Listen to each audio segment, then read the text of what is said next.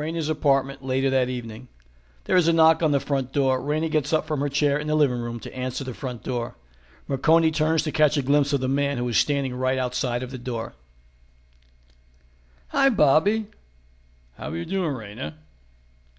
"Good, Bobby. Come on in." Bobby McCoy, age 60, with long black hair and a ponytail, wearing glasses, with olive complexion, standing 6 foot tall, wearing a gray pullover sweatshirt with jeans and sneakers, walks into the living room. Raina introduces Merconi to Bobby McCoy. "Bobby, I'd like to introduce you to Michael Merconi." Merconi gets up from his chair in the living room and shakes hands with Bobby McCoy. "My name's Bobby McCoy. Just call me Bobby. That's what everybody calls me." "Please, call me Michael. Raina told me that you'd be stopping over." Raina and Bobby take a seat on the hardback chairs. Merconi takes a seat on a stool next to the kitchen. "Oh, Bobby, I haven't seen you for quite a while." "Yeah, it's been a couple of months." "The last time we spoke, you were getting over pneumonia. How are you feeling, Bobby?" "Well, I'm better now." "I'm happy to hear that." Bobby turns to speak to Merconi.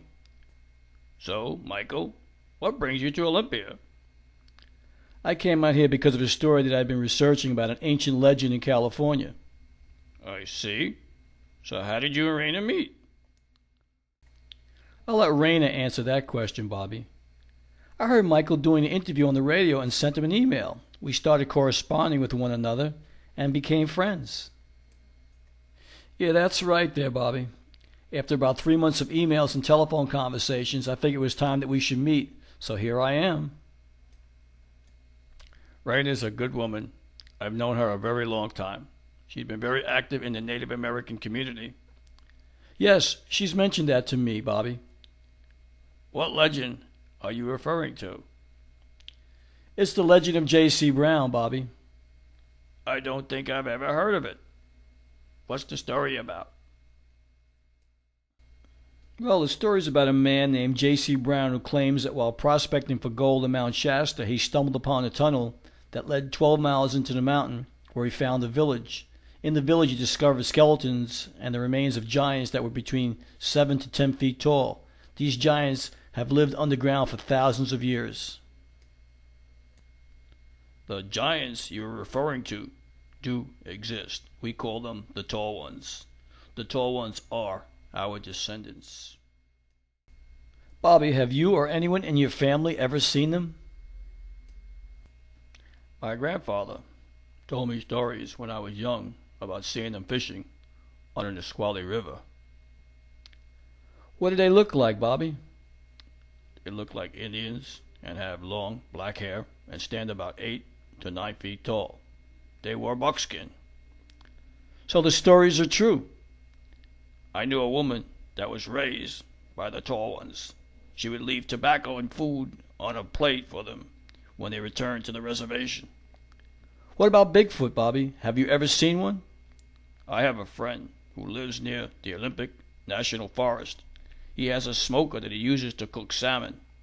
Bigfoot, as you call him, has been frequently seen taking salmon out of his smoker.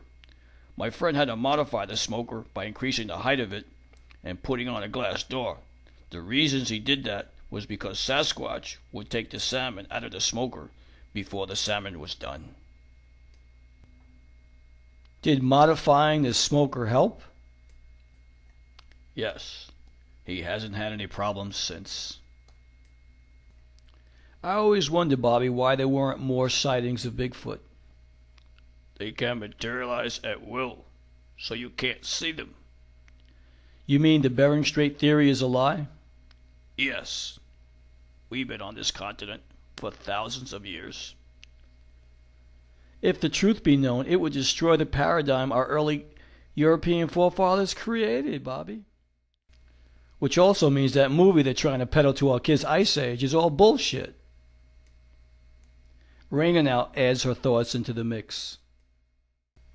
"It's like Adolf Hitler said, the bigger the lie, the more believable it becomes."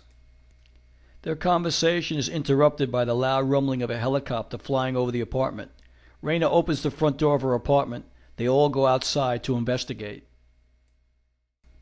Staring at the helicopter, Merconi now comments, I've had helicopters, Bobby, follow me in New York, and now they're here. My people have been under surveillance for over 500 years. We've had plenty of time to get used to it. Michael, you're either going to have to get used to it or find a way to fight back. They all watch as the helicopters fly over the complex.